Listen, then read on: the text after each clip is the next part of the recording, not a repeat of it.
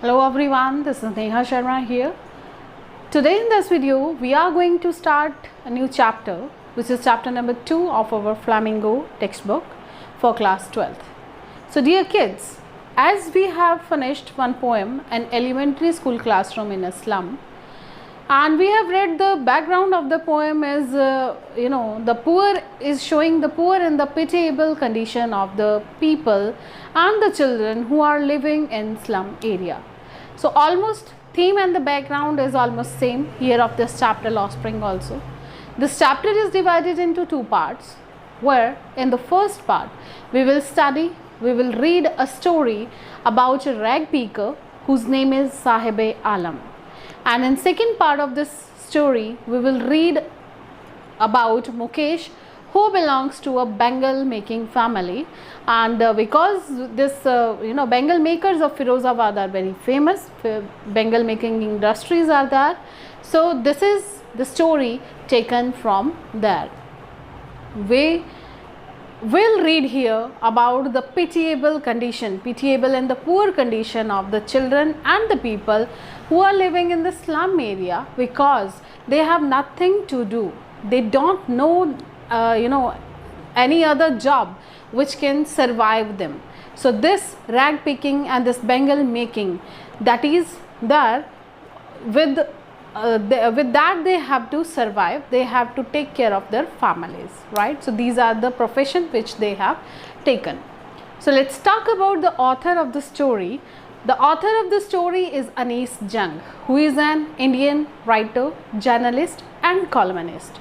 She was born in 1914 in Rourkela, India, and she was, as I told you, author, journalist and columnist.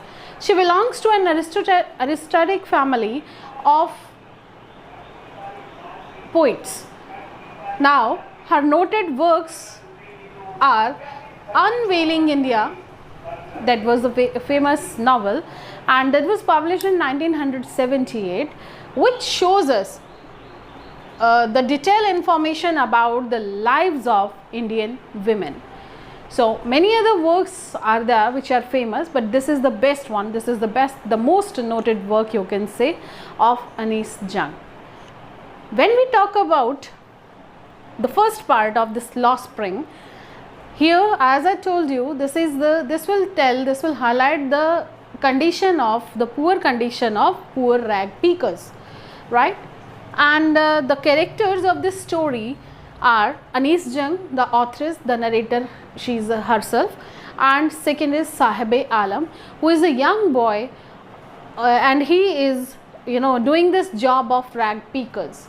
I hope you know what is this rag pickers. In the morning when you wake up, so these rag pickers, they used to pick plastic bottles, the bags, the poly bags, or something which is related to iron, which is waste materials, right?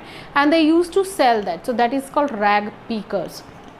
Next is bangle makers. This second part of the story that is related to the family of a bangle maker family. The boy Mukesh, who is the main character of the story, he belongs to the family of bangle makers of Firozabad. But actually, instead of doing this bangle making, he doesn't want to opt for that bangle making. He wanted to be a motor mechanic, means the same traditional life he is not willing to live, right? He wanted to do something else other than that bangle making, and that is what? That is, he wanted to be a motor mechanic. When we talk about the main outline of the story, both of the stories will tell pitiable condition of the poor children. They are never sent to school, and narrator examines the poverty and the tradition which torture the lives of poor. Dear kids, let's understand story number 1 of chapter Lost Spring, which is written by Anis Jung, with the help of some points which I have written for you. It will be very easy to understand the story for you people with the help of these points, right? It is something note making of the thing I have done here, so that you will understand that what happened afterward. Right now we are doing just introduction of the chapter. Afterwards we will have a detailed explanation video of this chapter too. So when we are talking about chapter number 1, part number 1 of this Lost Spring, this is the story of a rag picker boy who keeps on picking the rags in the morning, right? In the early morning they appear, that particular group of the rag pickers that appear in the neighborhood of Anisjung, and by 12 noon, right, by 11-12 they just went back to their homes. When we talk about the homes, it is a place, it is a slum area in Simapuri, which is in the outskirts of the of Delhi, right. So this we will talk about here, that what is the life of, what is the impact of this their profession, why they have opted for that profession, this rag picker, why they are not doing anything other, anything other work, right. So this we will study in this story. And as I told you in the starting, that this story also tells, this also depicts the poor and the plight condition and the situation of the children and the people who are living in the slum area. So once again we will read this story, which is, you know, highlighting, which is describing the dirty picture of a slum area.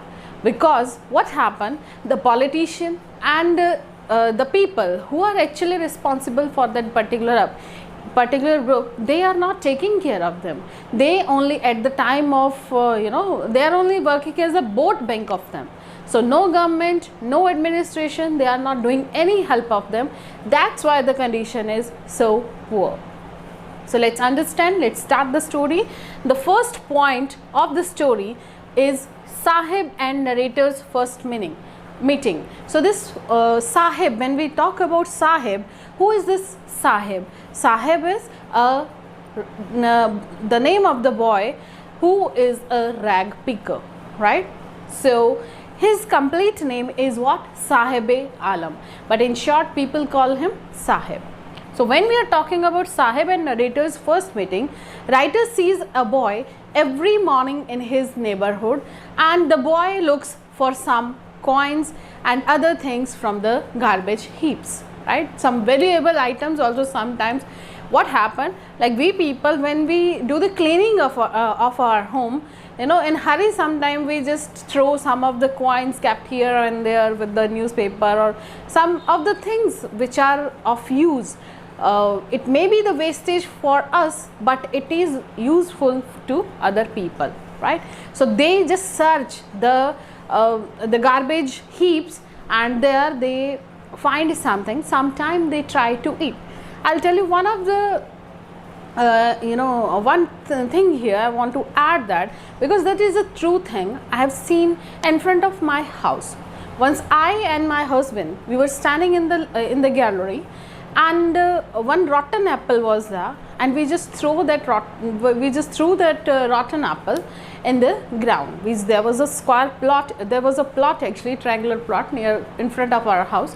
So that was open. Right now it is covered with walls, but that time it was opened, and we threw that apple because that was rotten from one side, right? So one of the half of the portion was looking okay, but the second portion, the second another half portion, that was looking rotten.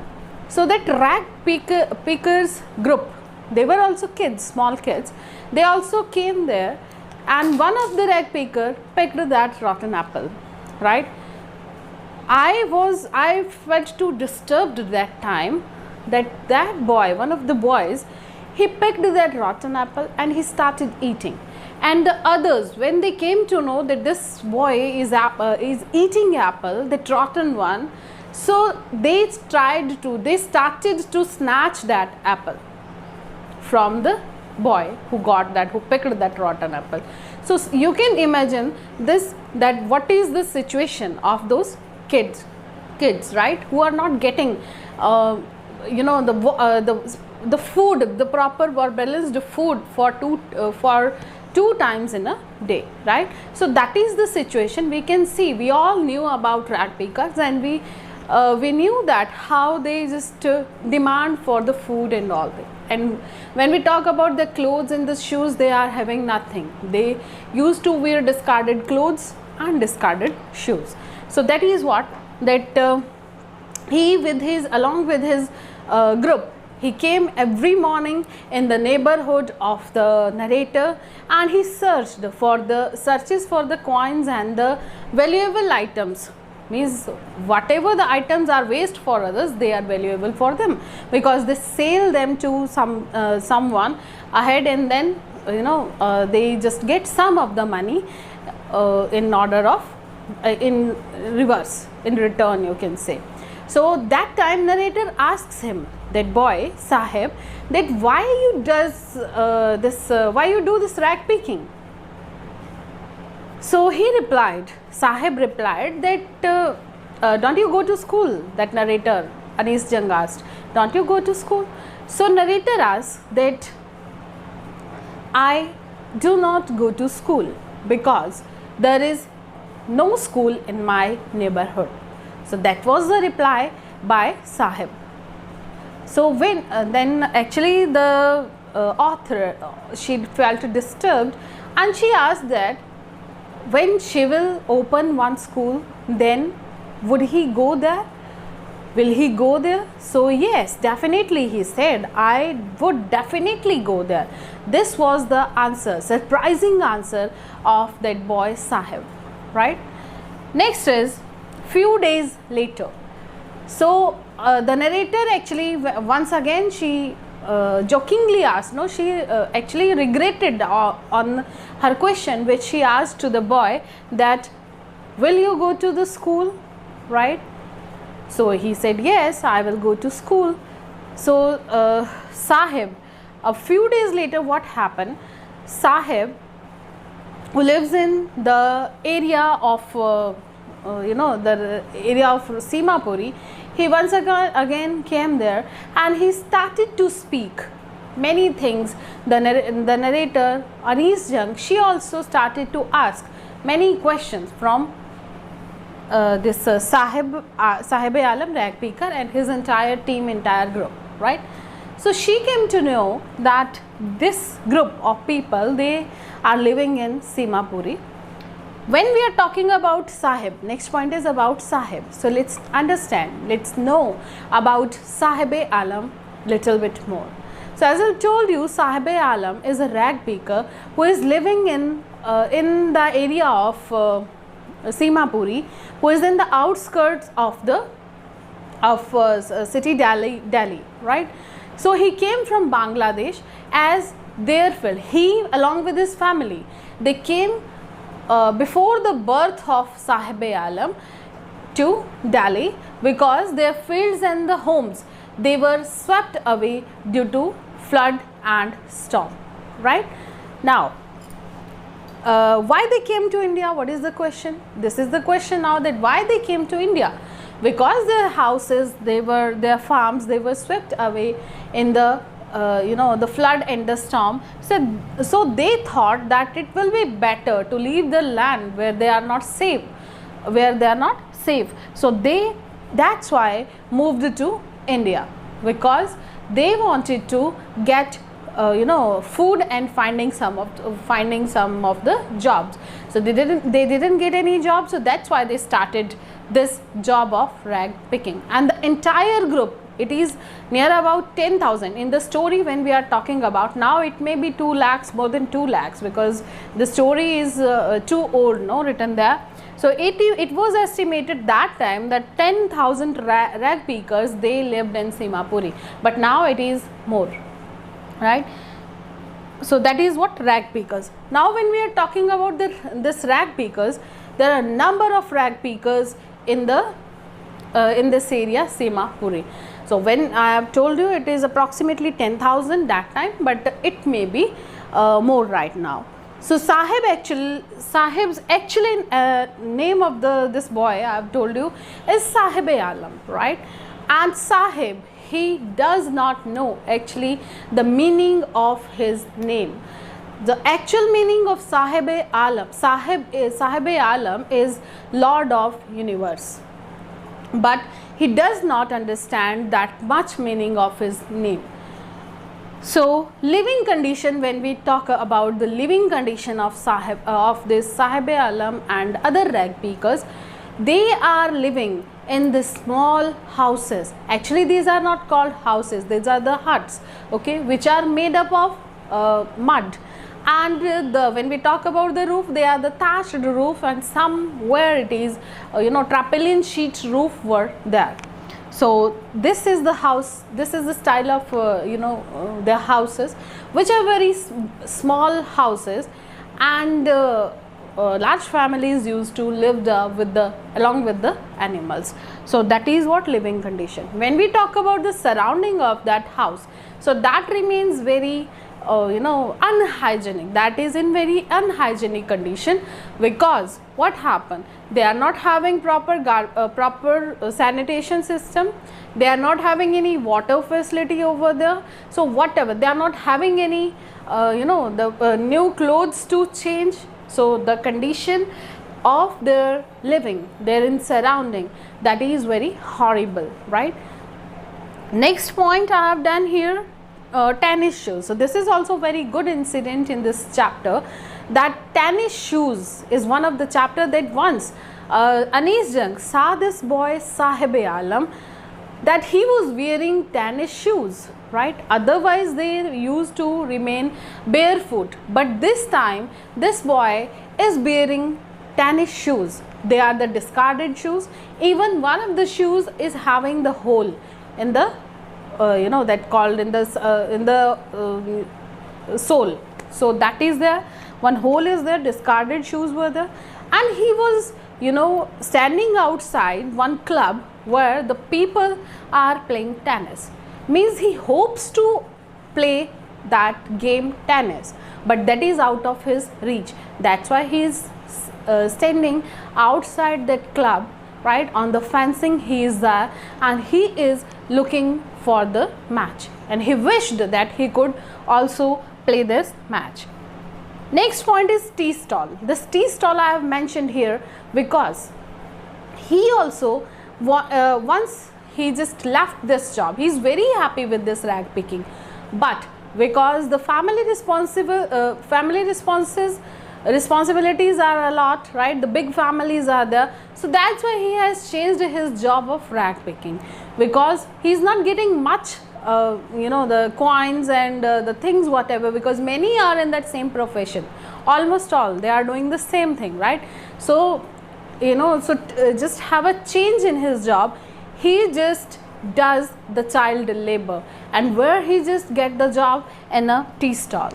But the author is here, we will read that he is not feeling very much happy, because he is not his own master now. He is getting 800 rupees and meals for 3 times, but also after that also he is not very much happy, because he is no longer his master. He has to job for others. So Anis Jung is saying that this is the poor and the plight condition of the people who are living in slum area, where the no sign of progress is there, because government is not taking any action of that, right?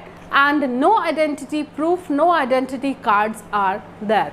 So this is what only they are giving this. They have been provided ration cards, because that is helping them to give the votes, and that is that vote bank, that is a big vote bank, and the people, the ministers, the leaders, they are getting actually benefited due to their vote banks, right? So this is the poor and the plight condition of the rag pickers, which we will study in this first part of the story. So let's start the first part of the story in the next video.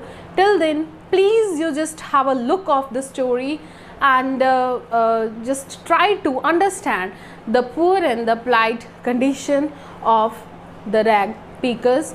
Actually, you can see we are not talking about the people, we are not talking about the rag pickers who are living in Simapuri. It is not always rag pickers, but in surrounding, in our neighborhood, we can see such many type of people who are struggling with meals for 2 times.